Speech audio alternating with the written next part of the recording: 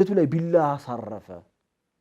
እኛ እኮ ልጆቻችን ራስ መታት ሲይዛቸው ምን አይነት ጭንቀት እንዳለብን እናቶች ልጆቻቸው ትኩሳት ሲኖርባቸው ምን አይነት ስሜት ነው ያላቸው? ከባድ ነው በጣም። ልጅን ማረድ ላውም አንድኛ ልጅ ላውም በስተርጅና ወራት ይሄ ነው አስለምቱ ለረብል ዓለሚን። ቲዮሪቲካሊ ብቻ ሳይሆን ፕራክቲካሊ በተግባር ለአላህ መስለም ማለት እንዲህ ነው።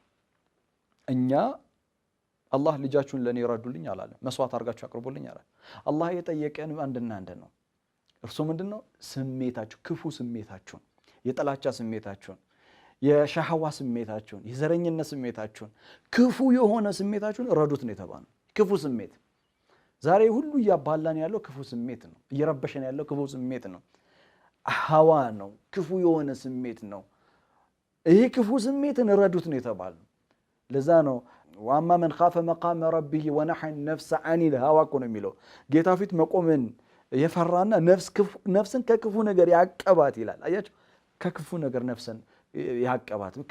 ክፉ ስሜቶች ናቸው ከአላህ ጋር የሚያጣሉ። እነሱን ነው ረዱ የተባለው። አስለምቱ ለረብል ዓለሚን። አሁን እኛ ሁላችንም ሙስሊሞች ነን። ራሳችንን መፈተሽ ነው። ፕራክቲካሊ ነን ሙስሊሞች በተግባር ደረጃ ነው ወይስ ቲዮሪቲካሊ ነው ወይስ በሐሳብ ደረጃ ነው? በአንደበት ብቻ ነው? እና ከኢብራሂም አለይሂ ሰላም ወርቃማ ንግግሮች መካከል አንዱ ምንድነው? አስለምቱ ለረብል ዓለሚን